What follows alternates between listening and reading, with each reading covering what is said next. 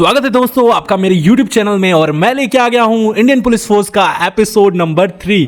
इस web series के episodes आपको मेरे चैनल पे मिल जाएंगे, तो आप लोग जाके देख सकते हो। और ये जो वेब सीरीज है ये आपको Amazon प्राइम पे मिल जाएगी। इसी के साथ लिंक है डिस्क्रिप्शन में, तो देख सकते हो। और स्टार्ट करते हैं अब बिना समय गवाए। इस एपिसोड का नाम है द हंट। सेकेंड एपिसोड में पता लग जाता है कि वो चारों लड़के कहाँ छुपे हुए हैं, और थर्ड एपिसोड में सीधा स्टार्टिंग होती है वहां से जहां पे वो चारों लड़के रहते हैं। पुलिस ने उस एरिया को पूरा घेर लिया है और सारी पुलिस फोर्स तैयार हो चुकी है उन चारों लड़कों को पकड़ने के लिए। तभी एक आंटी झूठ माट की फोटो दिखा के एक शॉपकीपर से पूछते हैं कि आपने इन्हें कहीं देखा है? ये मेरी बेटी और उसका ये बॉयफ्रेंड है, ये दोनों भाग गए थे। तो वो शॉपकीपर कहता है कि मैंने तो नहीं देखा, वहां पे 4 लड़के रहते हैं, जाके उनसे कंफर्म कर लीजिए।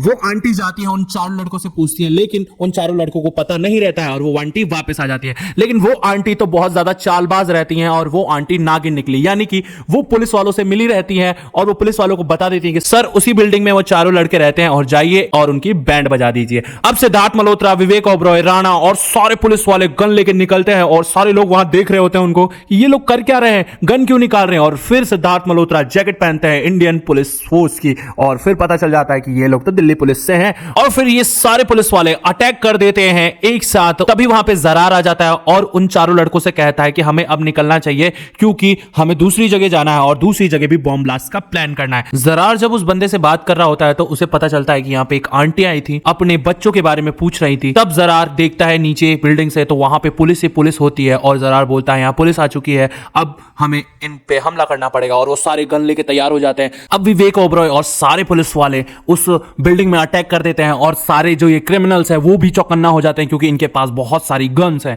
और ये लोग जब आते हैं उस बिल्डिंग में तो वो गेट बंद रहता है उस कमरे का, और वहां पे एक पुलिस वाला खड़ा रहता है। इस वजह से उसको गोलियां लग जाती हैं और वो घायल हो जाता है और फिर फायरिंग स्टार्ट हो जाती है। अब विवेक ओबरॉय जो हैं वो खड़े हो जाते हैं गेट के सामने और फिर फायरिंग स्टार्ट हो जाती है। इधर क्रिमिनल्स फायरिंग कर रहे हैं, इधर पुलिस वाले फायरिंग कर रहे हैं और फिर बाहर से भी फायरिंग होती है जहां पे खड़े हैं सिद्धार्थ मल्होत्रा और राणा। ये दोनों ने फायर स्टार्ट कर दिया है और उधर से जरार ने AK-47 से सारे पुलिस वालों पे गोलियां बरसाई जा रही है। विवेक ओबरॉय एंटर करते हैं उस रूम में और कैसे भी करके एक क्रिमिनल को मार गिराते हैं। जब वो एक क्रिमिनल को मार गिराते हैं तब जरार देखता है कि मेरा एक साथी मर चुका है और अब हम सिर्फ 5 बचे हैं। और फिर वो लोग शादाब को भी एक गन देते हैं, लेकिन शादाब से वो गन चलाई नहीं जाती है और वो छुप के एक कोने में बैठ जाता है। और सारे जो क्रिमिनल्स हैं वो गन चलाने लग जाते हैं, गोलियां चलाने लग जाते हैं। इधर पुलिस वाले भी मरते हैं, इधर मार गिराते हैं इनके एक और साथी, यानी कि ये 2 लोग हैं जो पूरे के पूरी तरीके से मर जाते हैं। अब कैसे भी करके जो जरार है वो गोलियां बरसाए जा रहा है और अब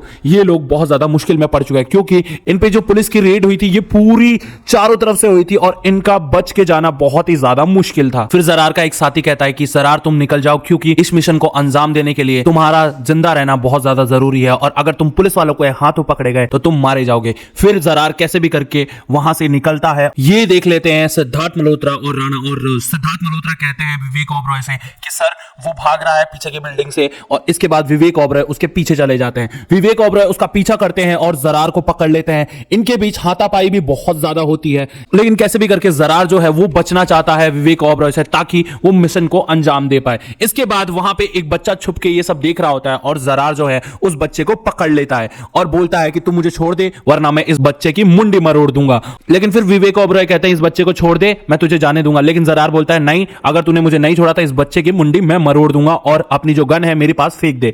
जैसे ही विवेक ओबरॉय उसके पास वो गन फेंकते हैं वो बच्चे को छोड़ देता है और विवेक ओबरॉय को शूट कर देता है। वहां पे विवेक ओबरॉय गिर जाते हैं और जरार जो है बच के निकल जाता है। तभी सिद्धार्थ मल्होत्रा वहां पे भाग के आते हैं और देखते हैं विवेक ओबरॉय जमीन पे पड़े हुए हैं और विवेक ओबरॉय उन्हें ऑर्डर देते हैं कि जाओ उन्हें जल्दी से पकड़ो और वो बचना नहीं चाहिए। और जैसे ही जरार को पकड़ने सिद्धार्थ मल्होत्रा जाते हैं, जरार का जो भाई है सिक्कू वो वहां आके जरार को बचा के ले जाता है। ये कहानी सीधा स्विच होती है जेल में जहां पे उन लोगों ने शादाब को पकड़ लिया है और शादाब जो है बुरी तरह रो रहा होता है क्योंकि शादाब पकड़ा गया था उस मुठभेड़ में और उसको तो गन चलानी भी नहीं आती। अब सिद्धार्थ मल्होत्रा बहुत ज्यादा गुस्से में है क्योंकि उनके फेवरेट सर के ऊपर गोली चलाई है जरार ने और अब सिद्धार्थ मल्होत्रा पूरे आग बबूले हो चुके हैं। सिद्धार्थ मल्होत्रा इसलिए भी गुस्सा है क्योंकि इस मुठभेड़ में बहुत सारे पुलिस वालों को चोटें आई हैं, आम नागरिकों को भी चोटें आई हैं। इस वजह से सिद्धार्थ मल्होत्रा बहुत ज्यादा गुस्सा है और जरार ने सिलेंडर्स के ऊपर भी गोलियां चला दी हैं। इस वजह से सिलेंडर जो है वो फट चुके थे और सिद्धार्थ मल्होत्रा मरते मरते बचे थे। अब सिद्धार्थ मल्होत्रा को तो दिमाग वैसे ही फिरा हुआ है, वो जाते हैं शादाब के पास और उसे बुरी तरह गालियां देने लग जाते हैं और मारने लग जाते हैं।